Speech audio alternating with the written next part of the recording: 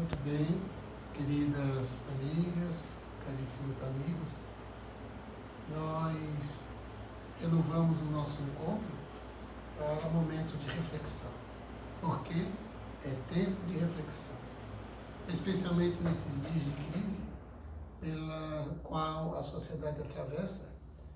E uma das questões que tem sido muito suscitada, despertando o interesse e a preocupação no ambiente de saúde, é a respeito da saúde mental. Exatamente porque sempre quando nos encontramos desafiados, ameaçados, surgem os medos, as incertezas e o sofrimento psíquico é muito comum.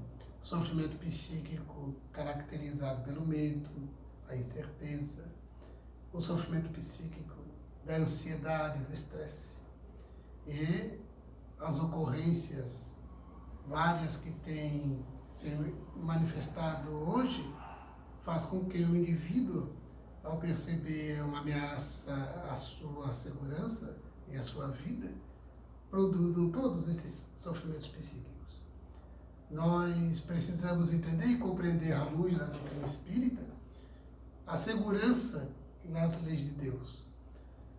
Se pudermos oferecer elementos de reflexão para o enfrentamento desta quadra, a fim de que trabalhemos melhor essas ocorrências de ansiedade, de medo e todo o sofrimento psíquico, nossa proposta é o da reflexão.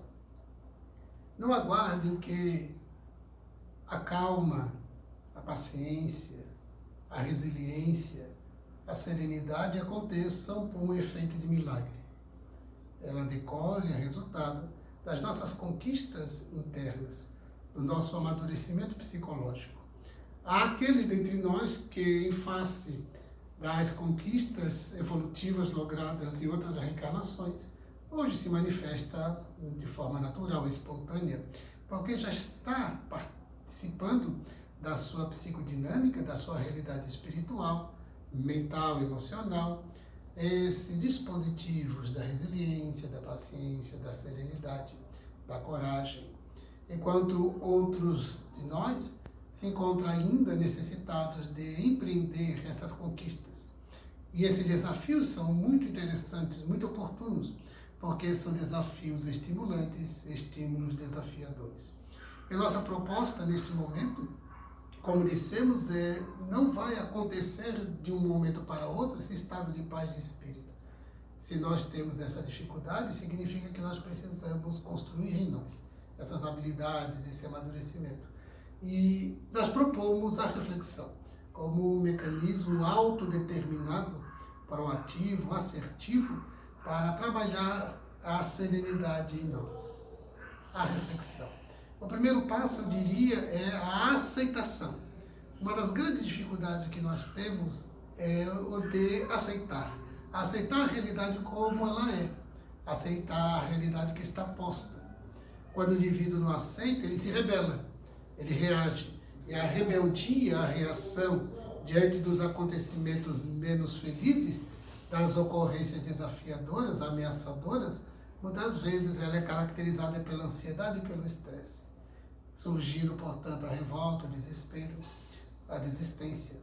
Então, a aceitação é uma dinâmica reflexiva importantíssima. Aceitar.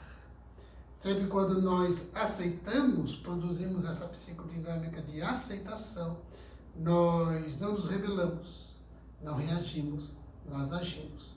A revolta, a rebeldia, a impaciência, a intranquilidade, a inquietude é o resultado da nossa rebeldia.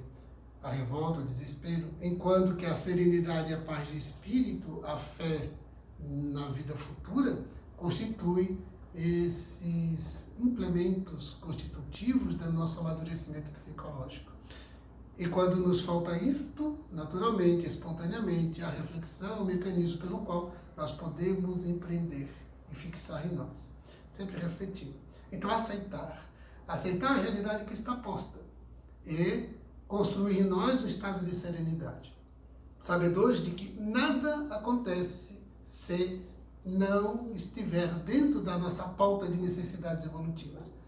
Nada. Tudo acontece conforme as nossas necessidades evolutivas. Mas também é importante considerar que a dinâmica subjetiva, a emocional, psicológica com que eu enfrento, isto depende do meu livre-arbítrio e das minhas conquistas. Não é algo que vem de fora. Então, nós sabemos, entendemos e compreendemos que só nos acontece, ou que está na pauta das nossas necessidades evolutivas, ou quando eu, por incúria, por insensatez, por imprevidência, eu busco, por meio de um comportamento inadequado, impensado e irrefletido, intempestivo. De modo que reflexão, aceitação da realidade que está, e construir uma serenidade interior. Allan Kardec, no ano de 1865, ele trabalhou umas reflexões muito interessantes a respeito da cólera. A cólera foi uma das grandes pandemias do século XIX. A cólera, naquele período de 1845, 1860, nós vamos encontrar que ela matou milhares de pessoas. A cólera é uma doença bacteriana. E Allan Kardec, na Revista Espírita, a Revista Espírita, para quem não conhece, é consubstanciada de 12 volumes.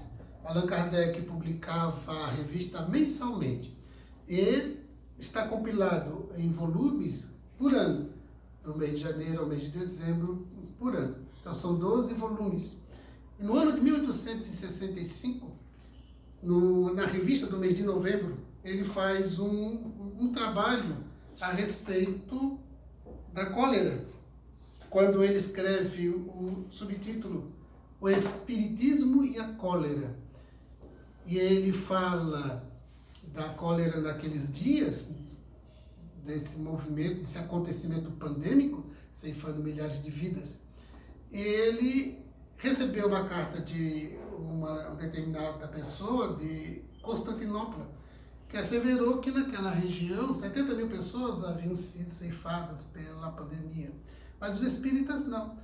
Então Allan Kardec responde dizendo que não, o espírita, por ser espírita, não se encontra privilegiado, porque afirma nossos corpos são como outros corpos, tão vulneráveis quanto, e nós vamos também morrer fisicamente.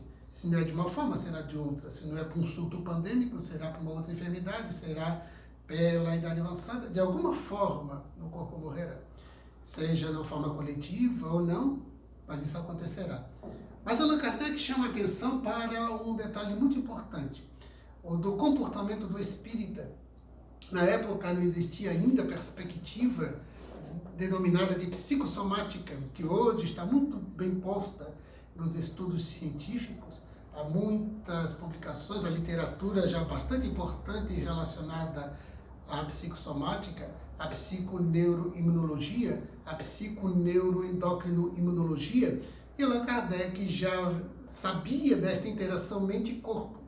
Então ele afirma que o espírita, quando imbuído e vivenciado com unção, os conceitos, os conhecimentos espíritas da imortalidade do espírito, a certeza de que o espírito não morre, que apenas deixa um invólucro carnal que se usou durante o tempo necessário para a sua vilegiatura carnal, durante a sua reencarnação, cessado, encerrado esse ciclo biológico, o espírito retorna à vida imortal para dar sequência à vida na outra dimensão, a dimensão do espírito, dinâmica, efetiva, real, concreta, para seguir a vida na linha, na jornada de progresso, de evolução intelecto-moral, aguardando as futuras reencarnações, quando ainda estiver necessitado das experiências reencarnatórias, para dar continuidade ao processo de evolução intelecto-moral. Então Kardec diz que o espírita, quando vive com unção esses saberes, ele não tem medo da morte. Encara com serenidade os acontecimentos, por entender dos fatores causais, e se precata com todas as formas ao alcance de comportamento. Voltado, por exemplo, na cólera, ele sugere, como hoje, na questão da pandemia que estamos vivendo atualmente, ele faz a sugestão na Revista Espírita, no mês de novembro, da higiene que devemos adotar, mas também no comportamento ético-moral. Porque essas ocorrências pandêmicas, elas são resultantes das nossas necessidades evolutivas individuais e coletivas. E se a vivemos, é porque dela necessitamos. Então, Allan Kardec diz, nós já vivemos o espírito autêntico sem a presença do medo. Não tendo medo, se produz uma serenidade, uma paz de espírito.